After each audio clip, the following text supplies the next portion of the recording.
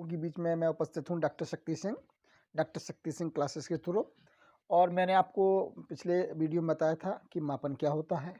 तो मापन किसी वस्तु, किसी प्राणी या किसी व्यक्ति के क्रिया या प्रक्रिया के किसी गुण को किसी मानदंडों, नियम या रूल के आधार पर जांचा और परखा या मापा जाता है और उन्हें संकेत के रूप में व्यक्त किया जाता है, वह मापन कहलाता है। तो पिछले वीडियो में बताया था, अब मैं यहाँ बताऊंगा एस स्टीवेंसन ने मापन के 4 स्तर बताए थे। पहला था नॉमिनल यानी नामित मापन, दूसरा क्रमित मापन यानी ऑर्डिनल, तीसरा मापन था वो इंटरवल यानी अंतराल मापन, और चौथा था रेशियो मापन, ठीक है, या अनुपातिक मापन। ठीक, जो 4 मापन बताए थे, इन 4 मापन से संबंधित प्रश्न भी आपसे पूछे जा सकते हैं। अब किसमें क्या गुण थे, क्या विशेषता थी, क्या प्रकृति थी, उसके संबंध में भी प्रकाश डालूंगा। तो क्या उदाहरण थे, ठीक है। तो पहला जो स्तर है नामित स्तर, नामित मापन। जो नामित मापन का जो संबंध होता है, यह निम्न स्तर का मापन होता है और ये गुणात्मक मापन होता है। पूरी तरीके से गुणात्मक, केवल गुण के आधार पर ही इसका इंटरप्रिटेशन होता है और जो इसमें समान इकाइयाँ नहीं होती हैं, इसमें परम शून्य भी नहीं होता है।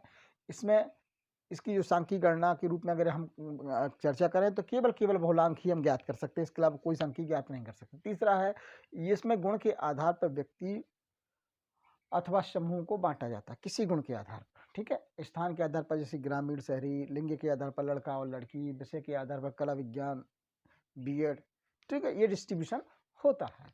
और इस तरह आप और भी उदाहरण देख सकते हैं। दूसरा है क्रमित मापन। तो ये दूसरे लेवल का मापन होता है, ये नामित से थोड़ा श्रेष्ठ होता है और ये एक प्रकार से मात्रात्मक मापन होता है। यहाँ से मात्रात्मक मापन की शुरुआत होती है। जैसे आपने देखा था कि गुणात्मक मापन और मात्रात्मक मापन, दो मापनों को पिछले वीडियो में मैंने चर्चा की थी। तो यहाँ से मात्रात्मक मापन शुरू होता है, जो मात्रा के रूप में होता है, और जो गुणात्मक मापन गुण के रूप में होता है। तो यहाँ पर समान इकाइयाँ नहीं होती है, परम शून्य इसमें भी नहीं होता है।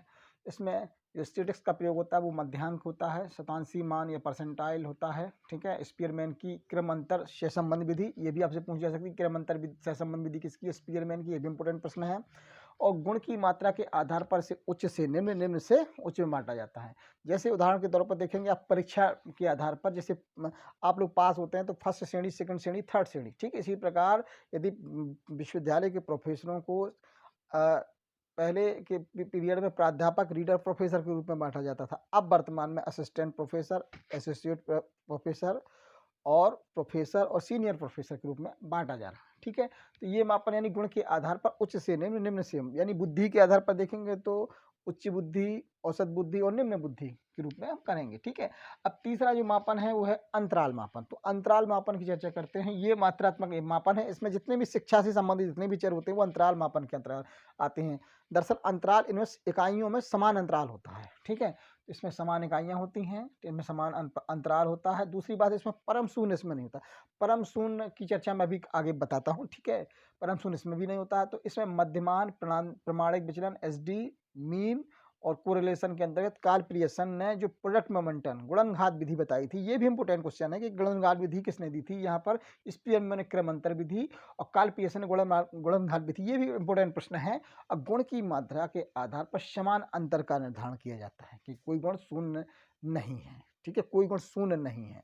अर्थात इंटरवल मापन, जितने भी मापन है, परम शून्य मतलब होता है कि कोई गुण कभी शून्य नहीं होता है। यानी परम शून्य का मतलब ये हुआ कि परम शून्य, जिसमें परम शून्य होगा, ठीक है, उसमें वह पूरी तरह वह गुण शून्य हो जाएगा। जिसमें परम शून्य नहीं होगा मतलब पूरी तरह वह गुण शून्य नहीं होता है, ठीक है। परम शून्य का संबंध पूरी तरीके से गुण की समाप्ति से है, ठीक है। तो यानी कि परम शून्य केवल नहीं होता है तो अनुपातिक मापन में नहीं होता, मतलब अनुपातिक मापन में होता है।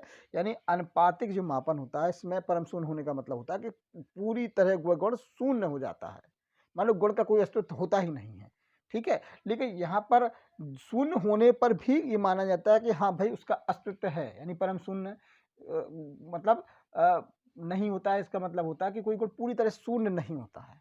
अर्थात अंतर्वाला मापन में कोई ना कोई गुण का कुछ ना कुछ अस्तित्व होता है, कुछ ना कुछ प्रतिशत होता है, ठीक है। तो हम लोग अभी चर्चा कर रहे थे। तो अनुपातिक मापन में समान इकाइयाँ होती हैं, इसमें परम शून्य होता है, यानी कोई गुण पूरी तरीके से शून्य हो जाता है। ठीक है, इन तीनों में नहीं होता है। ठीक, इसमें जोड़ घटाव गुणा भाग के आधार पर जितनी भी गणना संभव होती है वो अनुपातिक मापन में होती हैं, और गुण के आधार पर समान अनुपात प्रदान किया जाता है, और इसके आधार पर ये बताया जाता है कि कोई गुण पूरी तरह से शून्य है या नहीं है।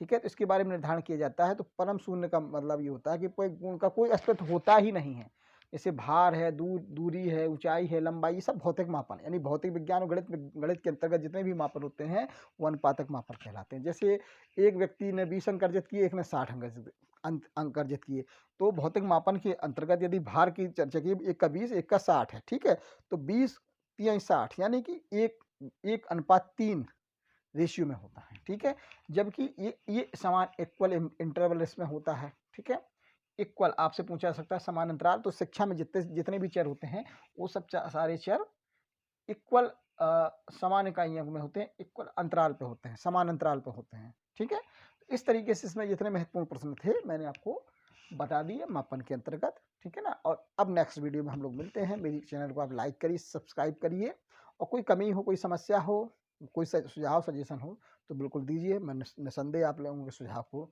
स्वीकार करूँगा। ठीक है ना, और मैं गोरखपुर यूनिवर्सिटी संबंधित और भी जो भी एजुकेशन से संबंधित जो भी बातें होंगी, क्रियाकलाप होंगे, मैं आप लोगों को समय समय पर बताता रहूँगा। मैं इसी के साथ आपने मुझे सुना, आपका बहुत बहुत धन्यवाद।